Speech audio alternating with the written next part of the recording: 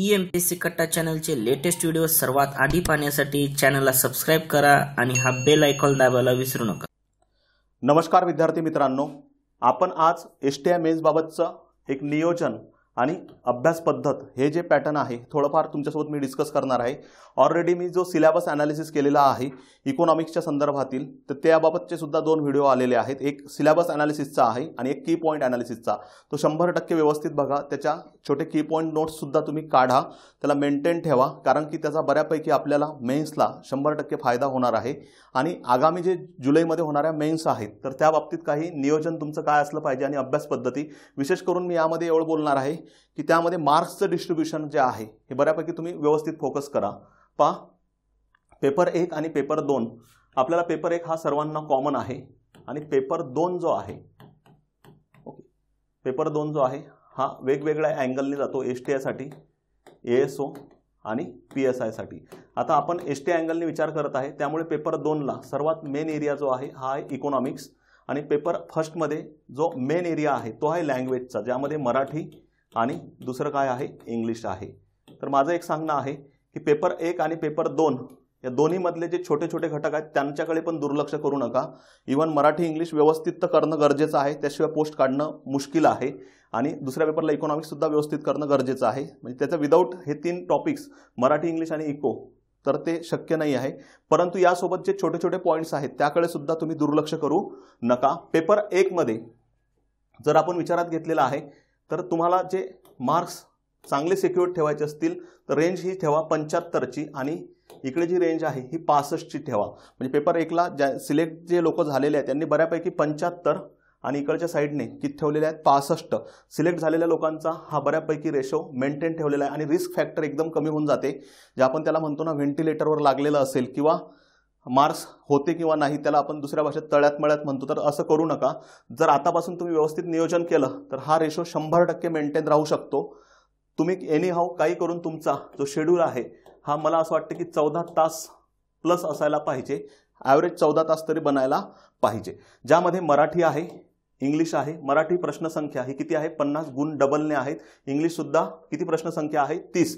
मराठी आणि इंग्लिश या बाबतीत तुमचे जे कमकुवत दुवे आहेत हे एक्सपर्टाइज जे आहे सब्जेक्ट लोक असतील किंवा इतर एक्सपर्टाइज लोक जे आहेत यांच्याकडून तुम्ही हे व्यवस्थित करून घ्या आणि समजून घ्या, कारण की मराठी आणि इंग्लिश विदाऊट आपल्याला पहिला पेपर हा अतिशय महत्त्वाची भूमिका बजावतो कंबाईन काढण्यामधली, STI असेल ASO किंवा PSI। आणि दुसऱ्या पेपरला जे इकॉनॉमिक्स असेल, ASO ला पॉलिटी असेल किंवा PSI ला कायदे असतील, पण छोटे पार्ट जे आहेत ते सुद्धा दुर्लक्षित करू नका, ते सुद्धा मी इथं मेंटेन ठेवलेले आहेत। पहा, करंट यावर किती प्रश्न आहेत 10। आपण करंट सहसा शेवटी करतो, पण माझं म्हणणं आहे की डेली याला अर्धा तास किंवा 30 मिनिट राखून ठेवा, त्यामुळे काय होते आपले टेन्शन कमी होऊन जाते। IT जो की माहिती अधिकार अधिनियम 2005 चा आणि महाराष्ट्र लोकसेवा हक्क अधिनियम किती प्रश्न आहेत यावर 5। ओके, जरी हे ऍक्ट छोटे छोटे वाटतील पण यामधील तुम्ही प्रश्न बघा आणि हे प्रश्न आधी सॉल्व करणे आणि हे टॉपिक व्यवस्थित रीड करून ठेवणे, हे टॉपिक आधीच तयार करून ठेवा म्हणजे तुमचे 5 प्रश्न आधीच जमा होऊन जातील। त्यानंतर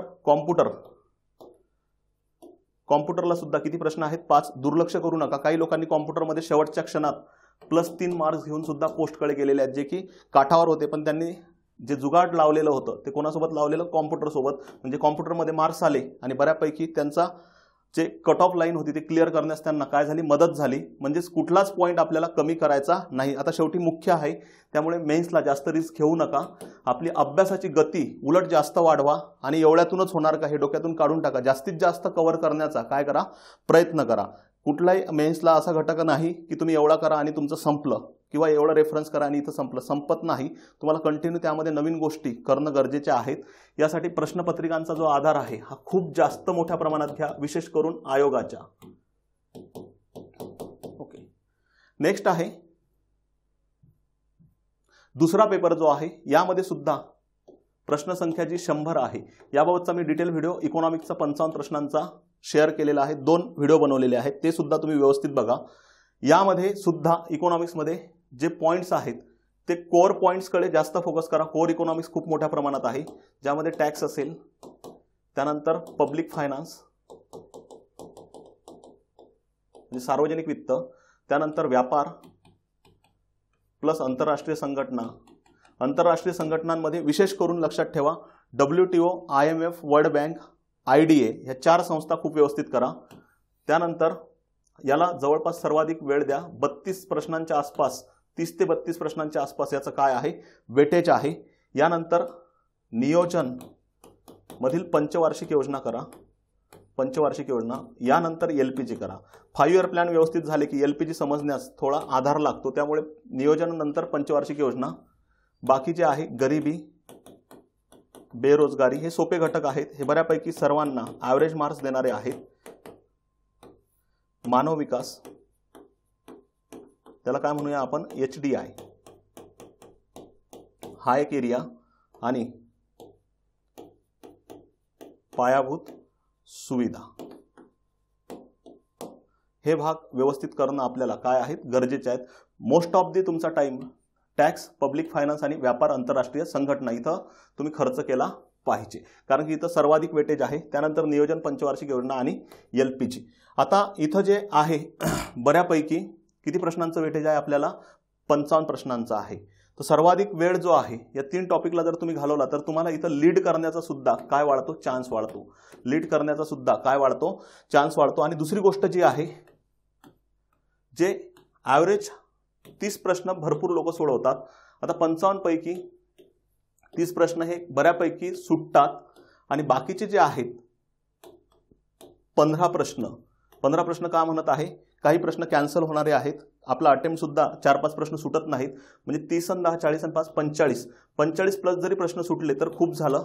45 प्लसवर बऱ्यापैकी चांगले मार्क्स घेतलेले आहेत, म्हणजे 65 प्लस पर्यंत गेलेले लोक आहेत, म्हणजे 55 पैकी 45 प्लस म्हणत आहे, म्हणजे त्यामध्ये वाढ होऊ शकेल, 4-5 प्रश्न ज्यांच्याकडून होऊ शकेल त्यांच्याकडसाठी, आणि 45 हा स्टँडर्ड तुम्हाला मार्क्स घेता आले पाहिजे। ओके, ते जर 45 पर्यंत तुम्हाला नेता येत असतील तर आतापासून तुमची स्ट्रॅटेजी या बाबतीत खूप स्ट्रॉंग ठेवा, हे टॉपिकच्या बाबतीत व्यवस्थित लक्षात ठेवा। त्यानंतर सोबतच बुद्धिमापन चाचणी, यावर सुद्धा किती प्रश्न आहेत, 15, महाराष्ट्राचा भूगोल 10, इतिहास 10, पॉलिटी 10, हे ॲव्हरेज आहेत, यामध्ये प्लस मायनस होऊ शकतात। ओके, म्हणजे एखाद्या वेळेस 5 इकडे तिकडे होऊ शकतील, पण हे स्टँडर्ड पॅटर्न आहे, आणि इथं 100% हे 55च आहेत, फिक्स आहे। ओके, इथं कमी जास्त होऊ शकतील। मग जे माझं सांगणं आहे की इतिहासाकडे दुर्लक्ष करू नका, भूगोलकडे पण नाही, रिझनिंगकडे पण नाही, आणि पॉलिटिकडे पण नाही, म्हणजे इतके मार्क्स तुमचे पुन्हा जायला नको, कारण की इथंही सुद्धा तुम्हाला वेटेज दिलेलं आहे। जवळपास 45 प्रश्न जे आहेत या 4 घटकांमधून आहेत, आणि तुमचं इथं खूप चांगलं अभ्यास झालेला असतो। आणि जे काही लोक आहेत की तळ्यात मळ्यात स्कोर जे त्यांचे सांगतात, तर माझं सांगणं आहे की ग्रुप सी होपर्यंत त्यांनी पेपर 2 जर केला तर त्यांना ग्रुप सी पण सिक्युअर्ड राहते, आणि पेपर 2ची तयारी पण ॲव्हरेज चांगली होते, म्हणजे त्यांनी टेन्शन घ्यायची गरज नाही आहे। पेपर 2ची तयारी करा, रोज तोच तो विचार करून तुम्ही येण्यासारखे करू नका। पेपर 2 जे आहे हे जर तुम्ही व्यवस्थित केलं तर बऱ्यापैकी ग्रुप सीचा चांगला एरिया कव्हर होऊन जातो। आणि याला लँग्वेजची जोड दिली तर लँग्वेज सुद्धा आहे आपल्याला इथं, म्हणजे माफ करा, करंट जे आहे ते सुद्धा आपल्याला पहिल्या पेपरमध्ये आहे, म्हणजे करंट सोबतच इकॉनॉमिक्स, रिझनिंग, रिझनिंग, महाराष्ट्राचा भूगोल, महाराष्ट्राचा इतिहास आणि राज्यघटना, हे पार्ट आपल्याला पुन्हा प्रीला पण आहेत, आणि इकडचं मेन्सचं सुद्धा आपला एरिया हा काय होऊन जातो, कव्हर होऊन जातो। जास्त टेन्शन घेऊ नका, कारण की सोबतच इकॉनॉमिक्स हे टॅक्स, पब्लिक फायनान्स, व्यापार आंतरराष्ट्रीय संघटना, त्यानंतर यामधलं गरिबी, बेरोजगारी, मानव विकास, हे पार्ट आपल्याला प्रीला सुद्धा आहे। मग खूप कमी जर मार्क्स येत असतील किंवा असं वाटतं की बाबा आपल्याला होते किंवा नाही, त्यांनी डायरेक्ट पेपर 2ची तयारी करा, ॲटलिस्ट पेपर 2 पण तयार होईल आणि ग्रुप सी पण तयार होईल। आणि जे की ज्यांचे राज्यसेवा मेन्सला आहे त्यांनी नंतर सुद्धा केलं तरी चालते, कारण की त्यांना GS4 मध्ये इकॉनॉमिक्स हा भाग कव्हर होतोच, आणि लँग्वेज ऑलरेडी त्यांना असतातच, म्हणजेच काय मराठी आणि इंग्लिश आहेच, त्यांनी तर एवढा लोड घेण्याची सुद्धा गरज नाही आहे। पण राज्यसेवा मेन्सला असणाऱ्यांचे स्कोर सहसा कमी नसतात। जे प्रॉब्लेम्स आहेत हे बऱ्यापैकी नवीन फ्रेशर्स मुलांचे आहेत, त्यांनी लक्षात घ्या की जर असं वाटत असेल तर त्यांनी हा पेपर 2 आणि पहिल्या पेपरमधलं करंट हे व्यवस्थित जरी केलं तर आपला भरपूर पोर्शन एरिया संपतो। रोज रोज विचार केल्याने काय होते की आपली इफिशियन्सी कमी होते आणि बऱ्यापैकी डिप्रेशन्सकडे आपण जातो, ते तुम्ही टाळा। त्यानंतर लक्षात घ्या, हे जर पोर्शन केले तर आपल्याला 15 प्रश्न हे ग्रुप सीला पुन्हा आहेत, बुद्धिमापन चाचणी आहे, महाराष्ट्राचा भूगोल 15 प्रश्नांना आहे, हा 15 प्रश्नांना जातो, जवळपास महाराष्ट्राचा इतिहास 15 प्रश्नांना आहे, राज्यघटना पॉलिटी 10 प्रश्नांना आहे, म्हणजे हेच पुन्हा आहे, फक्त तुम्हाला तिथं सायन्स थोडं वेगळं करावं लागेल। बाकी जे आहे यासोबत करंट आहे पहिल्या पेपरचं, म्हणजे लॉस कुठंच नाही आहे, आणि टेन्शन घेऊ नका, ऑलरेडी पेपर 2ची तयारी सुद्धा होऊ शकते, म्हणजे तुम्ही असं जर वाटत असेल की मी प्रॉपर, मला जर समजा असं वाटतं की तळ्यात मळ्यात स्कोर आहे, अशा लोकांनी हे पॅटर्न लक्षात ठेवा. पेपर 2 मध्ये जो पोर्शन आहे आणि पेपर 1 मध्ये करंटचा जो एरिया आहे हा बऱ्यापैकी आपल्याला पुन्हा काय होणार आहे, रिपीट होणार आहे. तोपर्यंत तुम्ही सरळ सरळ पेपर 2 आणि करंट करणं गरजेचं आहे. कारण की आपण त्याच विचारात जर नेहमी राहिलो त्याचा परिणाम ग्रुप सी वर पण होईल आणि आगामी ज्या एक्झाम्स आहेत त्याच्यावर पण होणार, आणि एसटीआयला जर स्कोर बसला तर इथं पण होणार. म्हणजे पूर्णच रिस्क घेत आहे तुम्ही. असं करू नका. हे सरळ सरळ घ्या आणि सरळ सरळ एक्झामला लागा. आणि ज्या लोक आता जे काही केसेस पेंडिंग आहेत प्रश्नांच्या बाबतीतल्या, ते लोकसुद्धा काही संभ्रमात आहे. एकदम जर डेट आली तर माझं सांगणं आहे की 2-3 तास फक्त इकॉनॉमिक्सला द्या. बाकी ऑलरेडी तुम्ही केलेलं आहे. बाकी तुम्ही कायदे, लँग्वेजेस जे आहेत हे खूप मोठ्या प्रमाणात झालेले आहेत. त्याला फक्त तुम्ही कंटिन्यू तुमच्या रिव्हिजन देत राहा. त्यातला जर काही कमी पडला असेल त्याला व्यवस्थित वेळ द्या आणि 2-3 तास इकॉनॉमिक्सला कायम द्या. त्याच्या आधी जर हा पेपर झाला जो आधीचा पेंडिंग आहे तर बेटरच आहे आणि हा पेपर पुन्हा तुम्हाला मिळणारच आहे. म्हणजे दोन्ही ठिकाणी काय होणार आहेत, फायदे होणार आहेत. म्हणजे जास्त विचार केल्याने बऱ्यापैकी आपण टेन्शनमध्ये येतो आणि त्याचा परिणाम आपल्या कशावर होऊ शकतो, पेपरवर होऊ शकतो. ओके, तर हे जे भाग आहेत प्रश्नांच्या बाबतीत, इकॉनॉमिक्स, त्यानंतर रिझनिंग, भूगोल, इतिहास, पॉलिटी, यामध्ये कुठंच तुम्ही कमी पडू नका मेन्सच्या अँगलनी सुद्धा. आणि सोबतच इकॉनॉमिक्समध्ये तुम्हाला थोडं डिटेल जावं लागेल. ते मी ऑलरेडी एक्सप्लेन केलेलं आहे पहिल्या 2 व्हिडिओजमध्ये. तो सुद्धा ज्यांनी हा डायरेक्ट पाहिला असेल ते दोन्ही व्हिडिओ आधी त्यांनी सुद्धा बघून घ्या. आणि सोबतच पहिल्या पेपरमधलं मी तर इव्हन सांगतो कॉम्प्युटरपासून हे सर्वच भाग व्यवस्थित करा आणि खूप वेळ कशाला द्या, लँग्वेजेसला. एसटीआय म्हटलं तर 2 लँग्वेज आणि इकॉनॉमिक्स हे पहिला अजेंडा तुमचा समोर असू द्या आणि बाकी जे आहेत हे छोटे छोटे पार्ट हे चांगले करा. आणि जवळपास 14+ तासांचं एक शेड्यूल तयार करा आणि प्रत्येकाचं शेड्यूल हे इंडिव्हिज्युअल बनवा.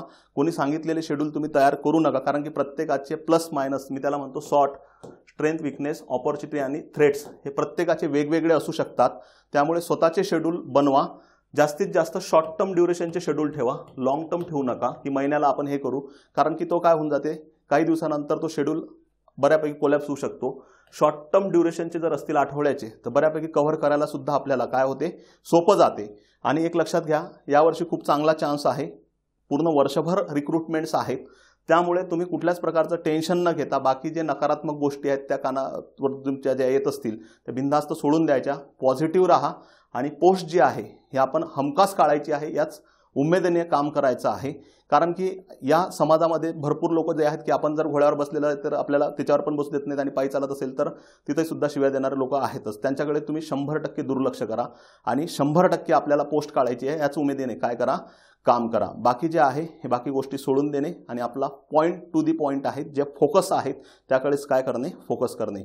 इतर जे घटक आहेत निगेटिव्ह त्यांच्याकडे दुर्लक्ष करणे. कारण की प्रत्येकजण कुठंतरी टॉर्चरिंग ह्या गोष्टी होत असतात आणि मजा घेणारे लोक भरपूर असतात. अशा काळात जे पडता काळ आहे तर त्यांनी सुद्धा लक्षात ठेवा, स्ट्रॅटेजी परफेक्ट ठेवा आणि त्यांनाही सुद्धा तुम्ही दाखवून द्या की मी करू शकतो. आणि हे मी पण सांगतो की 100% कोणीही करू शकते. कारण की मेहनत करणाऱ्या व्यक्तीला कधीच तो व्यक्ती मागे येऊ शकत नाही. आणि जे आहे अशा टप्प्या गप्प्या मारणारे त्यांच्या दूर राहा आणि त्यांच्यापेक्षा आपण आपल्या अभ्यासावर लक्ष केंद्रित करून आपला काय काढा, रिझल्ट काढा. ठीक आहे. यासोबतच आपण एसटीआयसाठी खूप मी घेणार आहे, पुन्हा आपण कंटिन्यू प्रश्न चालूच ठेवणार आहे. ज्या सिरीज आहेत याचे भरपूर मला सुद्धा मुलांचे मेसेजेस कंटिन्यू आहेत. कंबाईनला ज्यांनी मार्क्स आलेले आहेत त्यांनी मेसेजेस सुद्धा केलेले आहेत. तर हे मला खूप चांगलं वाटतं की भरपूर मुलांना यूट्यूबमुळे सुद्धा फायदा झालेला आहे. यूट्यूबवर सुद्धा भरपूर गोष्टी मी शेअर करतो. या व्यतिरिक्त ज्यांच्याकडून बॅचेस लावणं शक्य होतात त्यांना सुद्धा भरपूर गोष्टी मिळतात. शेवटी रिझल्ट निघणं हे इम्पॉर्टन्स आहे. हे बाकीच्या गोष्टी ज्या आहेत हे इम्पॉर्टन्स नाहीत. तर या ठिकाणी थांबूया. Thank you so much.